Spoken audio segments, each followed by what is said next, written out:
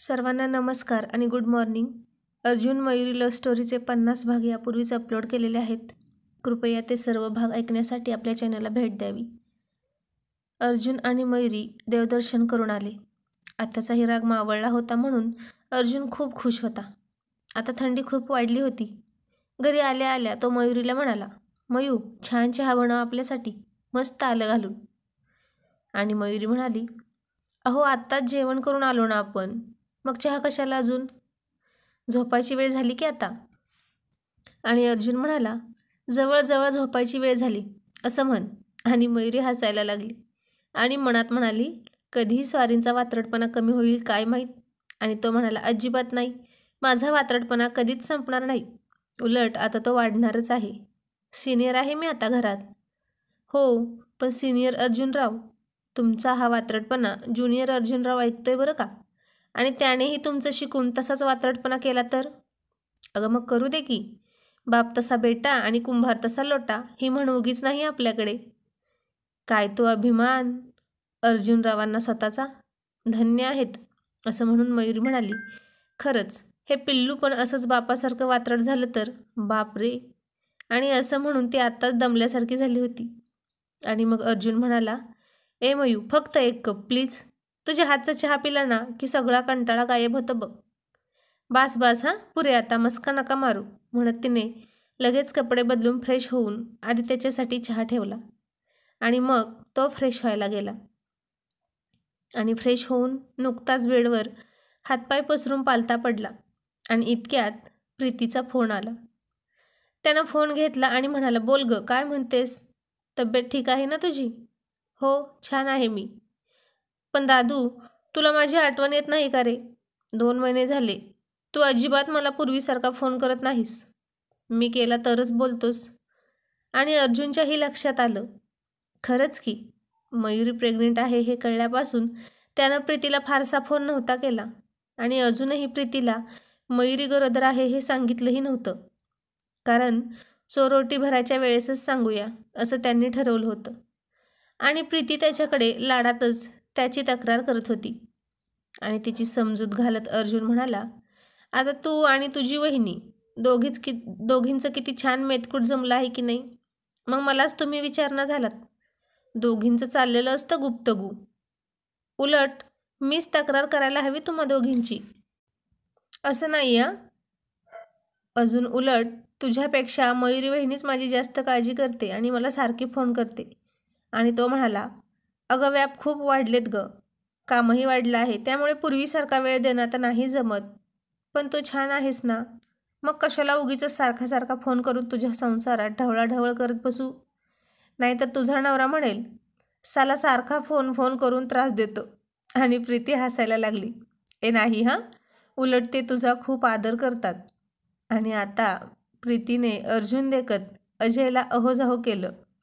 आधीसारखी चुकली नाही. आणि म्हणाली, दादू बहिणीला फोन दे ना. का ग, इतक्यातच भरलं का तुझं पोट? इतकंच बोलायचं होतं का माझ्याशी?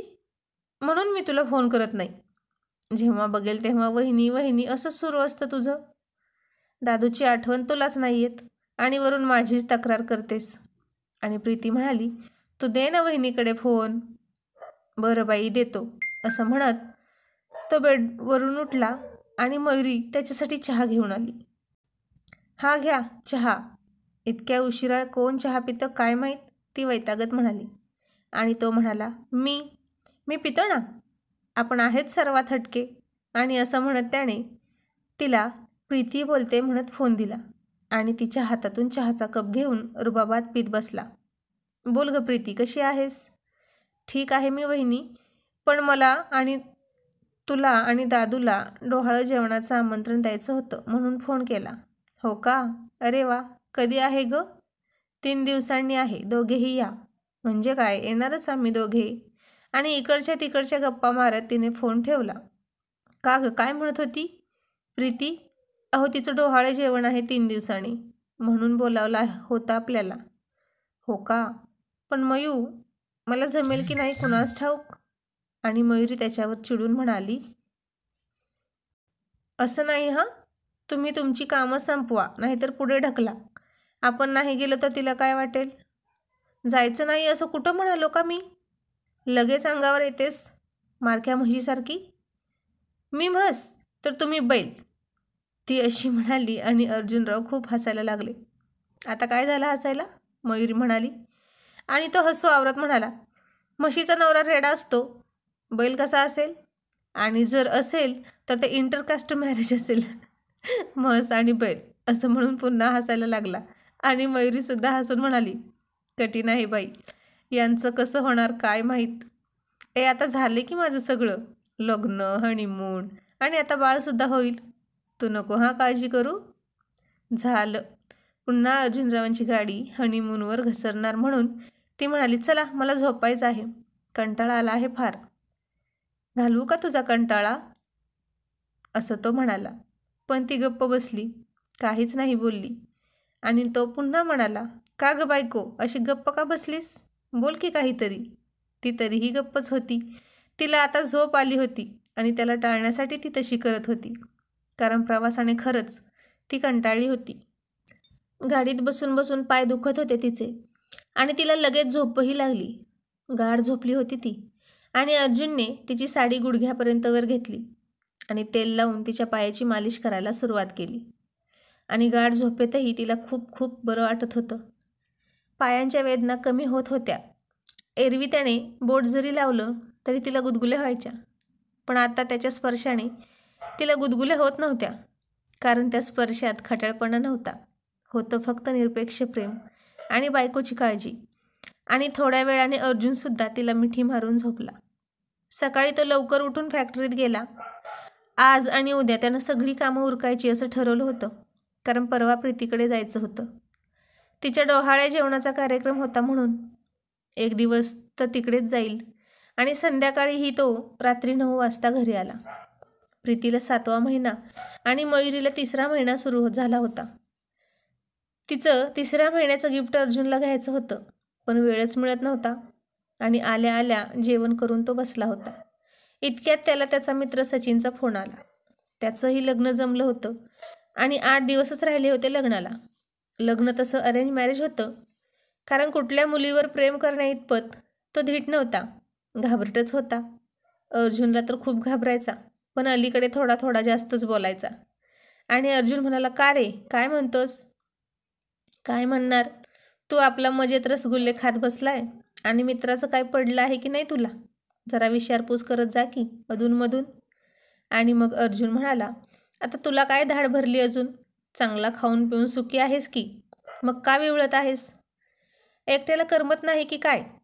हो रे, खरंच नाही करमत मला. रात्री झोप लागत नाही, जेवण पण जात नाही, सारखी तीच डोळ्यासमोर दिसते मला. रात्रभर उशीला कवटाळून झोपतो बघ मी. असं वाटतं की आता कोणीतरी असावं जवळ, आपलं माणूस. आणि मग अर्जुन म्हणाला, मग मला का फोन केलाय? मी काय तुझी बायको आहे का, जी रुसून माहेरात जाऊन बसली आहे आणि तिच्या विरहात तू तळमळत आहेस? आता मी येऊ की काय तुझा रात्रीचा एकांत घालवून तुझं मनोरंजन करायला? साल्या कसला भंगार मित्र आहेस रे तू. जरा तरी मित्राला समजून घे, त्याला धीर दे. आणि अर्जुन म्हणाला, का? तुझा धीर खचायला काय झालं आता? लवकर तारीख काढायला सांग की घरच्यांना. कुठपर्यंत नुसता फोटो पाहून झुरत राहशील? आता तिला फोटोतून मिठीत घे पटकन. तुला काय जाते रे बोलायला? माझ्या घरचे मला शिव्या घालतील लग्नाचं नाव काढलं तरी. मग बस तसाच, तोंडात दात नसतील तेव्हा काढा तारीख. आणि लवकर करायचं नाही लग्न तर जमवून कशाला ठेवलं? नुसतं फोटो पाहून झुरत बसायला? आणि सचिन म्हणाला, पण आता माझा हा वनवास फक्त 8 दिवसासाठी आहे बरं का. म्हणजे? अर्जुनने विचारलं. म्हणजे 8 दिवस राहिला आहे लग्नाला, तारीख काढली आहे. तरीच म्हटलं, आज अचानक इतकं रोमॅन्टिक मूडमध्ये यायला कसं काय जमलं तुला? तू प्रॅक्टिस करतोय की काय रोमॅन्टिक व्हायची? तसंच समज हवं तर. आणि अर्जुन म्हणाला, लग्नाची तयारी जोरदार दिसते सुरू मग. हो मग काय, चालू आहे. आणि इतक्यात मयुरी बेडरूममध्ये तिचं काम आवरून आली. आणि अर्जुन तिला पाहून मुद्दाम म्हणाला, अरे तू का करतोयस लग्न? नको करू. मीच लग्न करून पछतावलो आहे. आता असं वाटत आहे की उगाच केलं लग्न, सुखातला जीव दुःखात घातला. आता तू तरी शहाणा हो, नको करू लग्न. आणि मयुरी त्याच्याकडे रागाने बघत होती. आणि सचिन मनात म्हणाला, आता तर चांगलं बोलत होता, लवकर लग्नाची तारीख काढा म्हणत होता, आणि आता हा लगेच असा काय बोलायला लागला. आणि तोही म्हणाला, वा रे वा, तूच किती उतावळी झाला होता लग्नाला, आणि आम्हा कोणालाही न सांगता भोल्यावर चढला, आणि आता मला नको म्हणत आहे का लग्न करायला. आणि अर्जुन म्हणाला, बघ बाबा, पुन्हा म्हणशील की सांगितलं नाही म्हणून. मित्र असूनही सावध केलं नाही मी तुला. म्हणजे असं का म्हणतोस तू? मग तू कसं काय लग्न केलं? सचिन म्हणाला. आणि अर्जुन म्हणाला, अरे म्हटलं, तुम्हा सगळ्यांना सावध करण्यासाठी लग्नाचा अनुभव असलेला एकतरी मेंबर नको का आपल्या टीममध्ये? म्हणून मीच माझी कुर्बानी दिली. आणि लग्न झाल्यावर कळलं की शादी का लड्डू लग्न आधी जितका गोड दिसतो तितका लग्नानंतर नसतो, आणि तो खाऊन पश्चाताप होतो, जसं आता मला होत आहे. काय? खरंच का असं वाटतं तुला? तू तर किती खुश असतोस वहिनीसोबत. अरे ते फक्त दाखवण्यापुरतं. आता तुला काय सांगू, लग्न झाल्यावर काय काय करावं लागतं माहीत आहे का तुला? काय काय करावं लागतं? सचिनने विचारलं. अरे पाय दाबावे लागतात, साडीच्या निर्या घड्या कराव्या लागतात, केसांचे पुंजके उचलावे लागतात, भांडी घासावी लागतात, चहा करून द्यावा लागतो, गजरे आणून द्यावे लागतात. बघ आत्ता पण पाणी गरम करूनच ठेवलं आहे भांडी घासण्यासाठी, थंडी पडली आहे ना म्हणून. तुझा फोन आला नाही तर निघालोच होतो भांडी घासायला. आणि सचिन म्हणाला, किती नाटकं करतोस रे तू. तू आणि काम करणार, आणि कदाचित करशीलही तू, पण तुझ्या मर्जीने. आमची वहिनी भोळी भाबडी बिचारी, तिलाच तू त्रास देतोस हो का? आता वहिनीचा पुळका आज सगळ्यांनाच आलेला दिसतोय. सगळ्यांना म्हणजे अजून कुणाला? अरे प्रीतीला, आणि दुसरं कोणाला? ती पण मगाशी वहिनीचं गुणगान गात होती. पण सगळे हे विसरले आहेत की अर्जुन दादा आहे म्हणून मयुरी वहिनी आहे. अर्जुन असं म्हणाला आणि मयुरीने तर म्हणे अर्जुन दादा आहे म्हणून मयुरी वहिनी आहे. किती कौतुक ते स्वतःचं, असं म्हणत तोंड मुरगाळलं. आणि अर्जुन आता बेडवर झोपत त्याला म्हणाला, काय मग नवरदेव, कुठवर आली तयारी? आणि बॅचलर पार्टी कधी आहे ते सांग. पार्टी तर देणार आहेच, पण तुझं काही काम नाही. सचिन म्हणाला. का? माझं कसं काही काम नाही? कारण आत्ता तू कुठं बॅचलर आहेस, तू तर मॅरिड आहेस ना. त्यामुळे जे बॅचलर आहेत फक्त त्यांच्यासाठी पार्टी असणार आहे. काय रे हरामखोर, मला सोडून तू पार्टी करणार का? तू करून तरी बघ. नाही तुला भोल्यावर चढून तुडवला तर अर्जुन नाव नाही सांगणार. बरं बाबा, सांगतो तुला पार्टीचं, पण काही मदत करशील की नाही, का नुसती पार्टी मागतोय? बोल की, काय मदत करू, सांग, काय काय करायचं आहे. आणि सचिन म्हणाला, तसं सगळं झालं आहे, खरेदी वगैरे, पण फक्त आता नवरा नवरीचे कपडे काढायचे तेवढे बाकी आहेत, आणि ते उद्या काढणार आहेत. आणि अर्जुन काय असं मोठ्याने ओरडत बेडवरून उठून बसला. आणि मयुरीला तर वाटलं, आता यांना काय झालं इतकं ओरडायला. सचिनही म्हणाला, का रे आता काय झालं इतकं ओरडायला?